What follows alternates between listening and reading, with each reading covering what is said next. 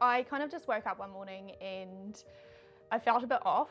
Through my neck was really sore, and it's not like when you get a cold and it just felt like sore glands. It was all the way around. I felt under the weather, a bit headachy, that sort of thing. First call I did was to my auntie Marg, because she's a nurse practitioner, and she told me to ring the healthline. They advised that we went and saw the urgent doctor. I was seen by one of the doctors very briefly. They just took some basic observations.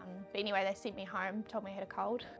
I was living by myself at that time, so Mum decided to stay with me that night, and then I kind of just deteriorated from there. I became quite disoriented. I was up vomiting a lot during the night, and then I started to get feverish.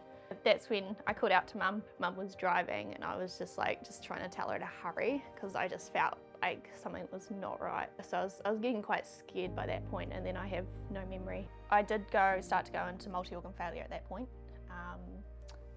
and DIC.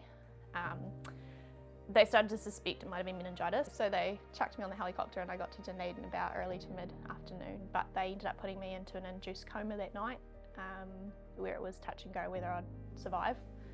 So I ended up being in an induced coma for 9 days.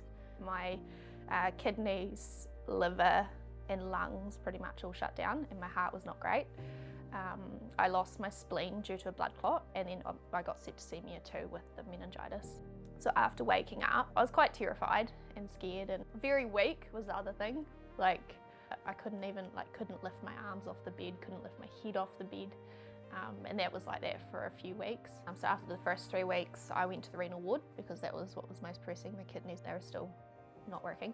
So I was on getting dialysis at least every second day, and then had the first surgery. So that was the toe amputations, and they did skin grafts. So they took the grafts from my thighs and then put them on my ankles where they had cut away a lot of the dead tissue.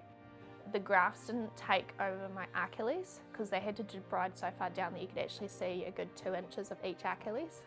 And then on Christmas Eve, I had to go into hospital to see the orthopaedic surgeon just to get an opinion on my right ankle.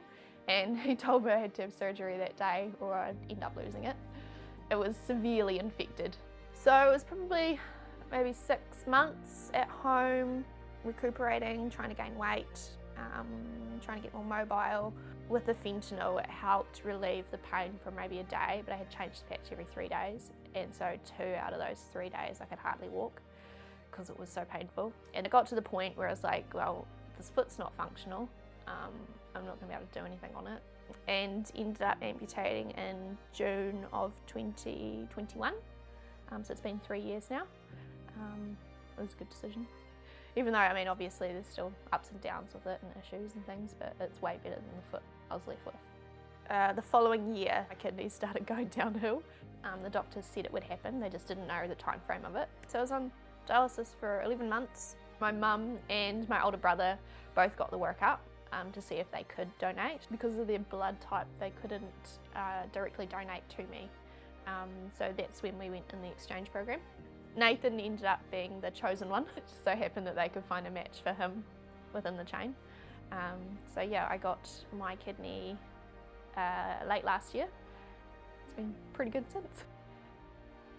We hadn't had any vaccinations, not even as babies, because they weren't in the handbook at that point.